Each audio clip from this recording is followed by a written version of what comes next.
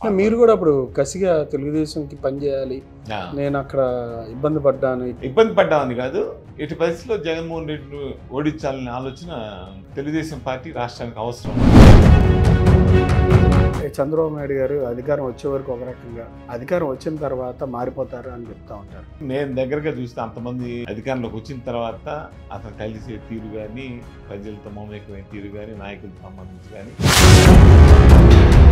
రాజకీయాల్లో ఉన్నతనం అనేది ఉండాలి అంటారు ఏదైనా సందర్భంలో. మన జగన్మోహన్ రెడ్డి గారు మాట్లాడుతా పెద్దిరెడ్డి గారికి ఈయనకి మధ్య ఏదో ఇష్యూ ఉంది, ఆలోచనలు రాజకీయ కక్షలు తీర్చుకునే నేపథ్యం ఏదైనా ఉంటే ఇంతకుముందే జరిగాయి కదా, ఎప్పుడు లేని ఇవాళ ఎందుకు వస్తుంది? ఇతను చెప్పే ఆలోచనలు లోకల్గా కక్షపూర్తి ధోరణి వ్యవహరిస్తుందో తెలుగుదేశం ఏమైనా? రీజనల్ పార్టీకి ఉండే లోపాలు కొన్ని ఉంటాయి. కొంత దగ్గరగా వాళ్ళు ప్రతి వ్యక్తిని గమనించే కార్యక్రమం. గుంటూరు ఈస్ట్ కొంచెం కష్టంగానే ఉంటుంది పార్టీ కానీ చెప్తా ఉంటాం. అవును. మీరు ఎట్లా కోఆర్డినేషన్ చేసి ఈస్ట్లో గెలిపించడం జరిగింది? ఇతర క్యాండిడేట్ సంబంధించి లాస్ట్ టైం మాత్రం పోటీ చేయటం, మళ్ళా చంద్రబాబు నాయుడు గారు ఇతనైతే సరిపోతారులే ఒకసారి పనిచేస్తున్నాడు దాంట్లో. బీజేపీతో పొత్తు అనే అంశం అంత ఎక్కువ ప్రభావితం మైనార్టీస్లో. రూరల్లోకి వచ్చేసరికి కొంత కాంపిటీషన్ నడవచ్చు, కానీ అర్బన్లో ఆ వ్యతిరేకత కనపడతా ఉంది. కొన్ని మైనార్టీ సెక్షన్స్, ఎస్సీల సెక్షన్లో కొంచెం. ఈ ఆర్థిక దృష్ట్యా ఎంతవరకు హామీలన్నీ నెరవేర్చుకుంటారు? సూపర్ 6 కావచ్చు, మిగతావి అభివృద్ధిని కాంపెన్సేట్ చేస్తూ మళ్ళీ వెల్ఫేరు, హామీలకు సంబంధించి వెల్ఫేరు ఇవన్నీ చేసే కార్యక్రమం ఉంటుంది. ఇబ్బందులు ఉన్నా కానీ ఇతను చంద్రబాబు నాయుడు గారు మేనేజ్ చేయగలిగిన పార్టీలో ప్రాధాన్యత దక్కడానికి మిమ్మల్ని ఎప్పుడైనా అడిగారు? ఇవన్నీ నడిచినలే. మనం ఇవాళ ఆ పార్టీలో 10-15 సంవత్సరాలు పనిచేసి మనం ఇండివిజువల్ వ్యక్తులకు సంబంధించి వాళ్ళు ఇది ఇది అని ఇంకోళ్ళ ప్రవర్తన ధోరణి చెప్పడం బాగుండదు. కానీ కేంద్ర బడ్జెట్ నుంచి 15,000 కోట్ల రూపాయలు పోలవరానికి సంబంధించి బాధ్యత, నిర్మాణానికి బాధ్యత తీసుకోవడం, సెంట్రల్ గవర్నమెంట్ టేక్ ఓవర్ చేసిన ప్రాజెక్ట్స్ అన్ని కూడా లేట్ అవుతున్న ఉద్దేశంతో రాష్ట్ర ప్రభుత్వం చేయటం, టీడీపీ టైంలో కొంత ఎగ్జిక్యూట్ చేసే కార్యక్రమం చేయటం, తర్వాత వైఎస్ఆర్ పూర్తిగా పక్కన పెట్టేసి కార్యక్రమం చేసిన తర్వాత ఇప్పుడు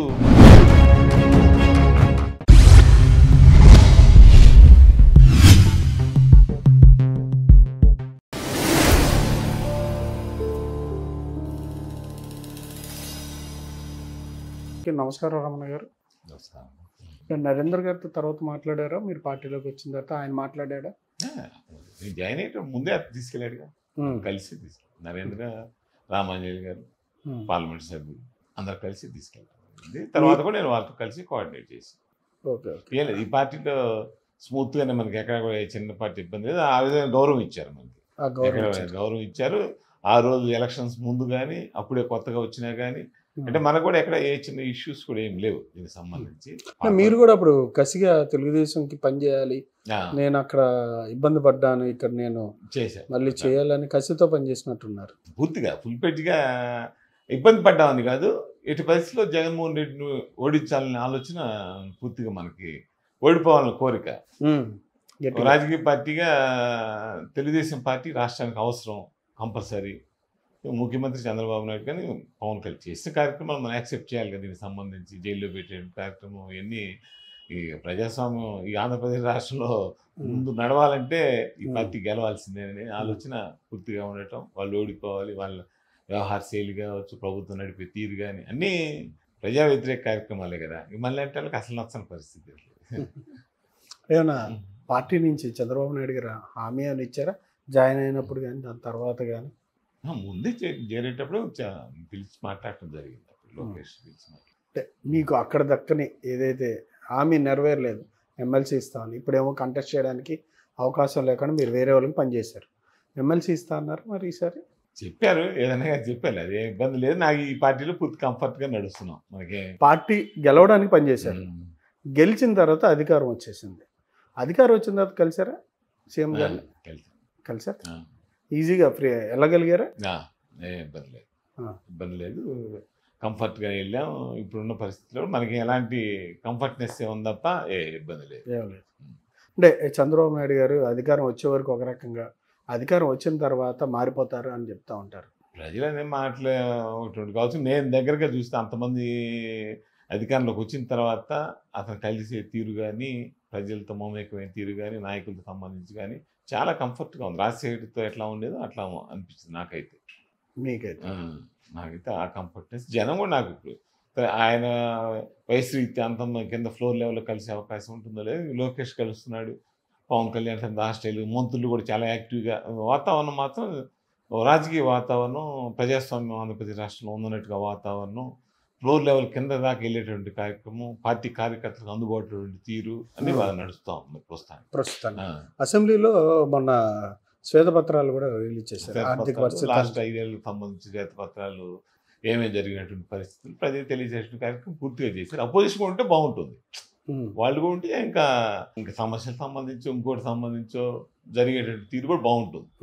మరి కానీ ఆ రోజు ఆయన ప్రెస్ మీట్ పెట్టారు కదా. ప్రజాస్వామ్యంలో ఒక అసెంబ్లీ దానికి సంబంధించి శాసనసభ్యుడికి ఎన్నిక ఉన్నారు, మీరు అపోజిషన్లు కానీ ఉంటే లేదా నా క్యాబినెట్ గుర్తింపు అసెంబ్లీకి వెళ్తాను మాట చాలా తప్పు కదా సార్. మీరు ఎందుకున్నారు ఎమ్మెల్యేగా, పులివెందుల ఎమ్మెల్యే, రాష్ట్రంలోని ఎలాంటి సమస్యకే మీరు చెప్పొచ్చు.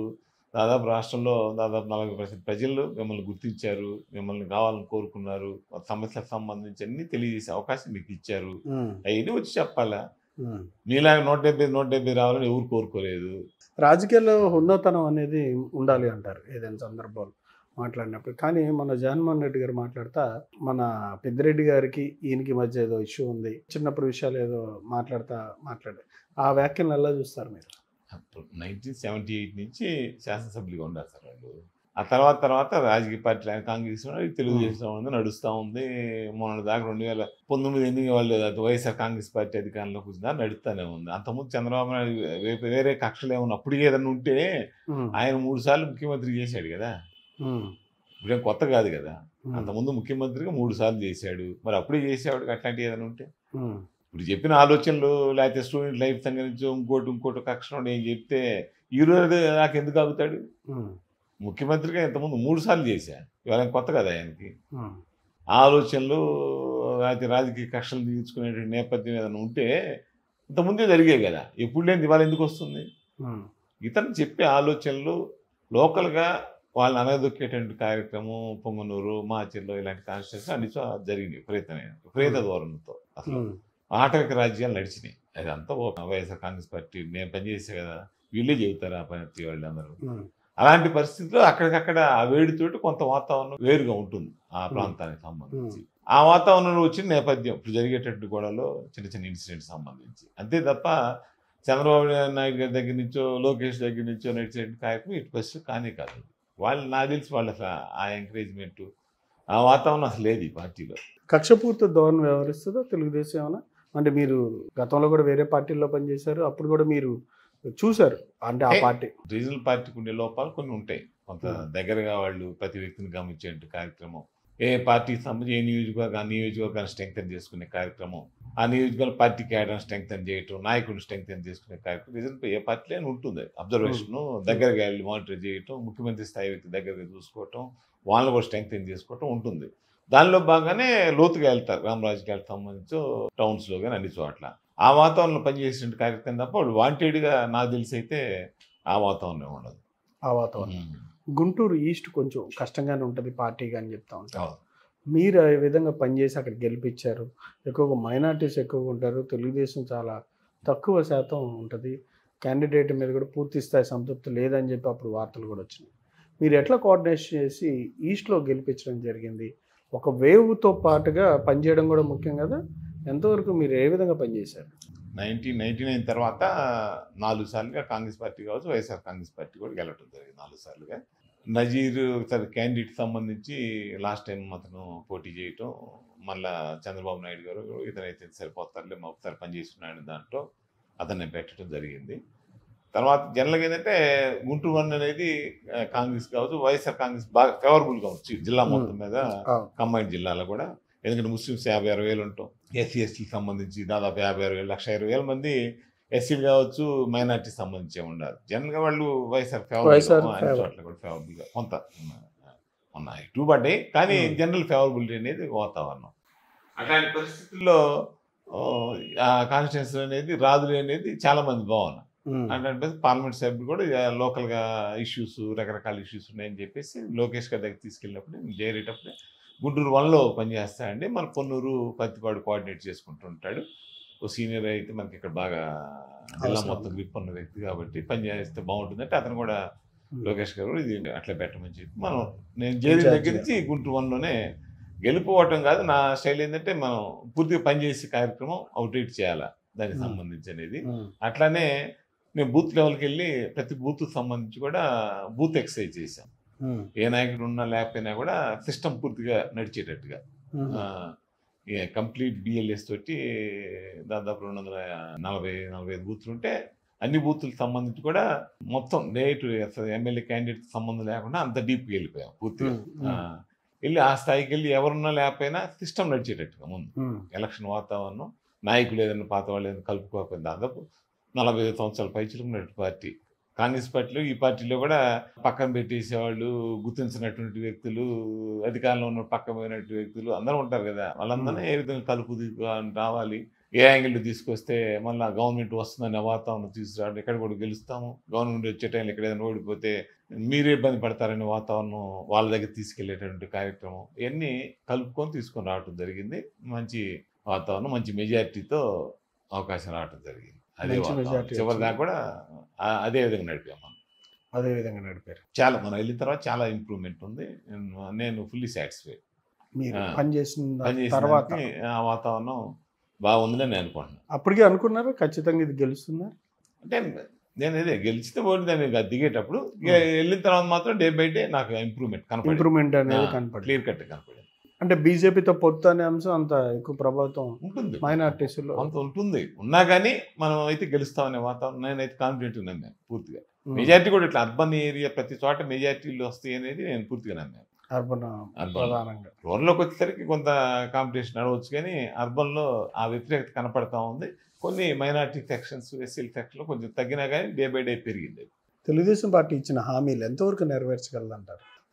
ఎంతవరకు క్యాపబిలిటీ కావచ్చు? ఇప్పుడు ఆర్థిక శ్వేతపత్రం చూస్తే 12 లక్షల కోట్ల రూపాయల వరకు గత ప్రభుత్వం మన దగ్గర పెట్టెళ్ళింది అని చెప్పి శ్వేతపత్రం. ఈ ఆర్థిక పరిస్థితి దృష్ట్యా ఎంతవరకు హామీలన్నీ నెరవేర్చగలుగుతారు?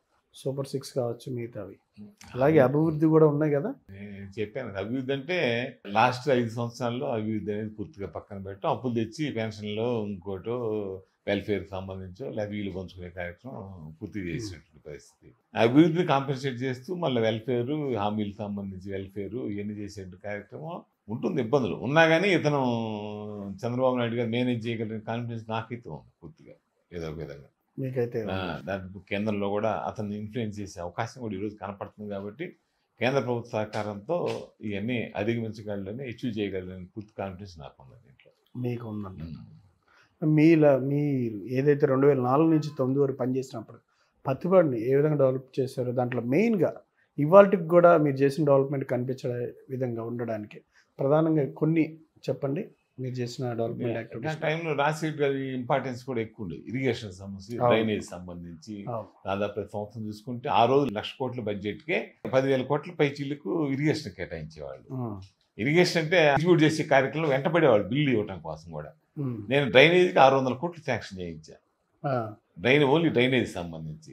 నాగార్జున సాగర్ రైట్ కెనాల్కి సంబంధించి మేము తొల్లపాడు మేజర్ నుంచి ఎక్స్టెన్షన్ దాదాపు 40,000 ఆయకట్టి అడిషనల్ శాంక్షన్ చేయించా. అది ఎగ్జిక్యూట్ చేసే కార్యక్రమం తర్వాత గవర్నమెంట్ ఫెయిల్ అయిపోయింది.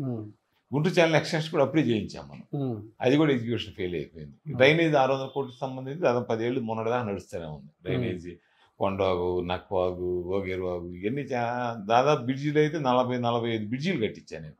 ఏది డ్రైనేజ్ మీద బ్రిడ్జెస్ నేను చెప్పింది. దాదాపు కొన్ని ఊళ్ళకైతే 4 పక్కల బ్రిడ్జీలు వచ్చేటట్టు 45 పైనే ఉంటాయి నాకు తెలిసి డ్రైనేజెస్ మీద బ్రిడ్జెస్. అదే కాకుండా హౌస్ సైడ్స్ దాదాపు 10,000 హౌస్ సైడ్స్ ఇప్పించాం. ఇల్లు అయితే 25,000 పైన ఇల్లు కట్టించుంటాం. రోడ్స్, నాబార్డ్ రోడ్స్, ఆ టైం అట్లా అవకాశం వచ్చింది, మనం ఎగ్జిక్యూట్ చేసే అవకాశం దొరికింది. మనం ఏ గ్రామంలో వెళ్ళినా కూడా మనం చేసే పనులు కనపడతాం. ఇప్పుడు కూడా కనపడతాం.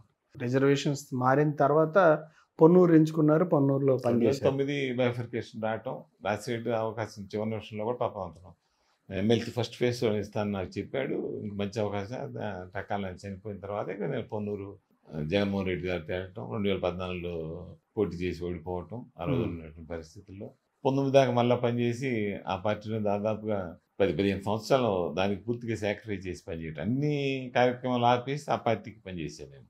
అలాంటి పరిస్థితుల్లో కూడా మరి తీవ్ర అవమానకరంగా అవన్నీ పక్కన నెట్టేసే కార్యక్రమం ఆ రోజు పార్టీ చేయటం మందనే కాదు నాకు తెలిసి రాష్ట్రంలో చాలా మంది చాలా చోట్ల మనుషులు కాదు నేను వెంకటరమణ ఇంకోటి అనే కాదు వాళ్ళ మనస్తత్వ ధోరణి చెప్తున్నాను. వాళ్ళ ఆలోచన ధోరణి అది ఒక ప్రభుత్వం ప్రజాస్వామ్యబద్ధంగా ఎన్నికైనటువంటి ప్రభుత్వం ఇది చేయకూడదు ఇది చేయాలనే ఆలోచనలు వాళ్ళకి లేవు. అది కంపెనీ లాగా డబ్బు సంపాదించాలి ప్యారలల్ గవర్నమెంట్ ఒకటి నడిచేది పూర్తిగా ప్రతి చోట ఆర్టీది కావచ్చు లెక్కర్ది కావచ్చు ఇంకోటి శాండ్ సంబంధించి మినరల్ సంబంధించి మీరు ఆలోచిస్తాం మన మినరల్ సంబంధించి ప్యారలల్ గా ఆక్షన్ సిస్టమ్ వచ్చేసి ఫస్ట్ కమ్ ఫస్ట్ ఉండేది కదా. అది ఆక్షన్ తీసుకొచ్చే కార్యక్రమం నువ్వు ఏదైనా ప్రాసెస్ ఉంటే దాన్ని స్టడీ చేసి ఇంకోటి చేస్తాం మనం. కానీ ఇమీడియట్గా వాళ్ళు ఆక్షన్ తీసుకురావటం మొత్తం వాళ్ళు పక్కన పెట్టేసి ఈ ఆక్షన్లో వీళ్ళ ఎత్తులు మొత్తం లాగేసేయటం.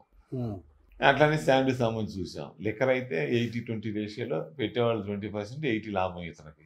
ఇక కోట్లాది రూపాయలతో పక్కన వేసేటువంటి గవర్నమెంట్కి ఎంత బడ్జెట్ వచ్చేదో వాళ్ళకి ఇంటర్నల్గా కూడా సేమ్ రెవెన్యూ వచ్చేటువంటి పరిస్థితి మొత్తం అంతకంటే ఎక్కువ వచ్చింది కొన్ని విభాగాల్లో అయితే. నాకు తెలిసి క్లియర్ కట్ అది మన కొద్ది గొప్ప అవగాహన ఉన్నటువంటి ప్రతి వ్యక్తి పూర్తిగా అర్థమయ్యింది. నేను అదే చెబుతుంది. మీరు అంటే పార్టీలో ప్రాధాన్యత దక్కడానికి మిమ్మల్ని ఎప్పుడైనా అడిగారు ఏంటి మనీకి సంబంధించి ట్రాన్సాక్షన్స్ లో మిమ్మల్ని ఎప్పుడైనా అడగడం జరిగిందా నాయకులు సోకాళ్ళు ఇప్పుడు ఎవరైతే మనం చెప్పుకుంటున్నాం వైసీపీకి సంబంధించి అప్పుడే మిమ్మల్ని అడిగారా? ఇవన్నీ నడిచినలే. మనం ఇవాళ ఆ పార్టీలో 10-15 సంవత్సరాలు పనిచేసి మనం ఇండివిజువల్ వ్యక్తులకు సంబంధించి వాళ్ళు ఇది అని ఇంకో ప్రవర్తన ధోరణి చెప్పడం బాగుండదు. కానీ మనం పనిచేసాం కదా ఆ పార్టీలో నేడుదాకా ఎట్లా పనిచేసాం వ్యక్తులకు సంబంధించి ఉంటుంది. అందువల్ల మనం ఇండివిజువల్గా ఇప్పుడు చెప్పలేము. అతను కూడా నాయకుడిగా సిస్టమ్ నడిపేటటువంటి వ్యక్తిగా ముఖ్యమంత్రిగా చేసి పార్టీ నడిపేటువంటి వ్యక్తిగా ఉన్నటువంటి వ్యక్తి కాబట్టి ఈ రాష్ట్రానికి మంచిది కాబట్టి వ్యక్తి అని చెప్పడం తప్ప అతని దగ్గర పనిచేసి అతని గురించి మనం చెప్పాలన్నా కూడా చెప్పలేనటువంటి పరిస్థితి అనమాట. ఈ ఏదైతే బడ్జెట్ కేంద్ర బడ్జెట్ నుంచి 15,000 కోట్ల రూపాయలు గ్రాంట్ రూపంలో కావచ్చు అప్పు రూపంలో తర్వాత ఇద్దరు మాట్లాడుకోవడం కావచ్చు పోలవరానికి సంబంధించి నిర్మాణానికి బాధ్యత తీసుకోవడం ఇదంతా ఎట్లా చూస్తారు మీరు?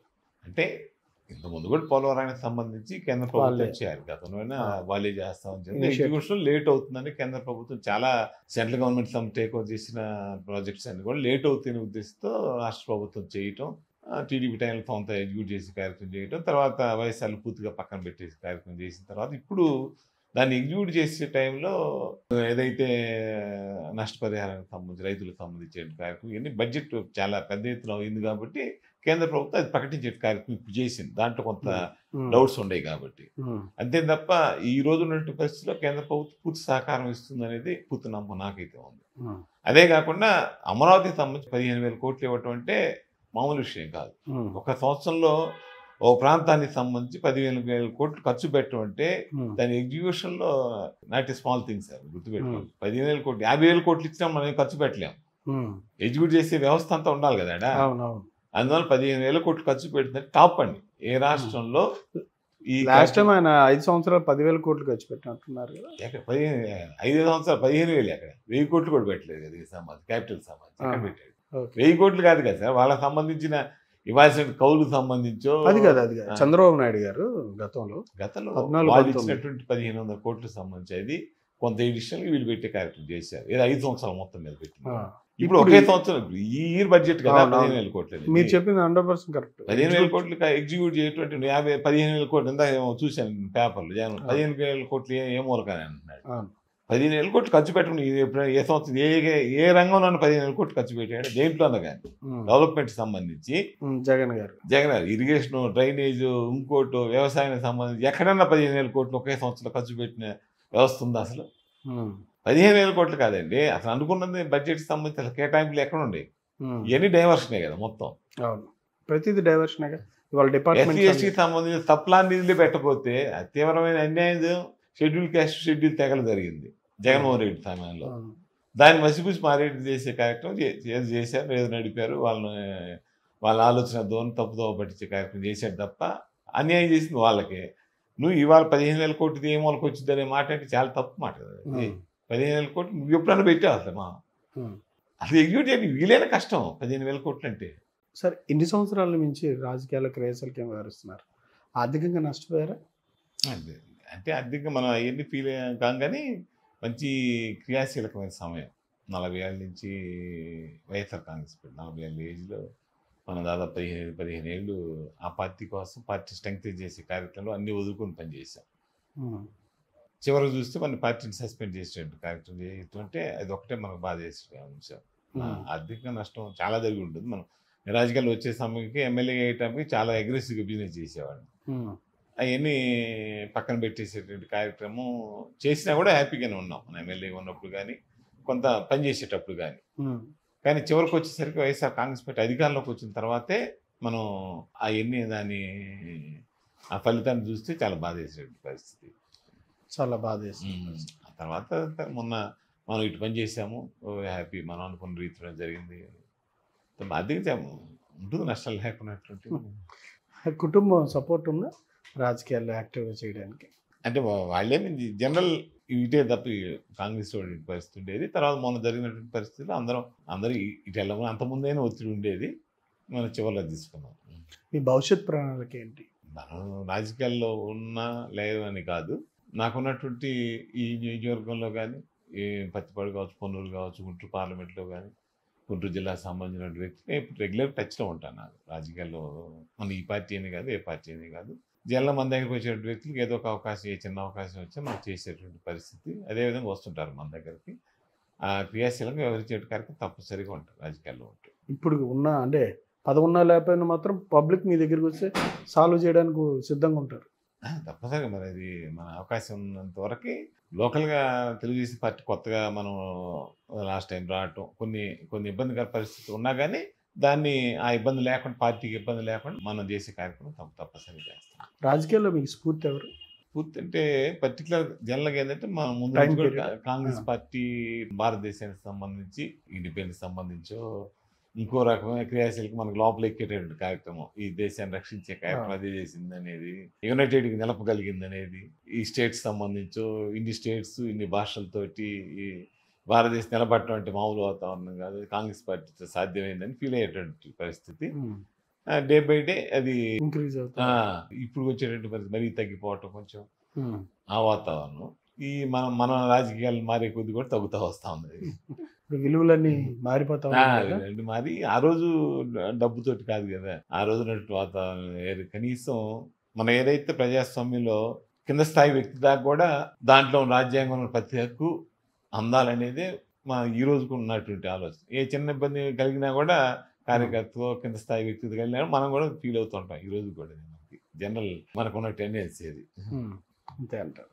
Okay sir, thank you sir, thank you very much అండి. ఇదండి రావి వెంకటరమణ గారి ఆలోచనలు, అభిప్రాయాలు. ప్రధానంగా వైఎస్ఆర్సీపీ పార్టీ అధికారంలోకి వచ్చి విధ్వంసరకమైన పాలన సాగించడం వల్ల ప్రజలు కూడా దాన్ని తిరస్కరించారని, ఆ తిరస్కరణలో భాగంగా ఆయన జరిగినటువంటి ఇన్సిడెంట్లలో భాగంగానే ఆయన తెలుగుదేశంలోకి వచ్చి తెలుగుదేశం గెలుపు కోసం శాయశక్తులా పనిచేయడం జరిగిందని, ఖచ్చితంగా ఆంధ్రప్రదేశ్ అభివృద్ధి తెలుగుదేశం పార్టీతోనే సాధ్యమని ఆయన భావించి పార్టీ మారి పూర్తి స్థాయిలో క్రమశిక్షణగా బాధ్యతాయుతంగా పనిచేయడం జరిగిందని, తన ప్రతిభని లేదంటే తన చేసిన సేవను గుర్తించి పార్టీ ఏదైనా ఇస్తే తీసుకుంటానని చెప్పి ఈ సందర్భంగా ఆయన తెలియజేస్తూ ఉన్నారు.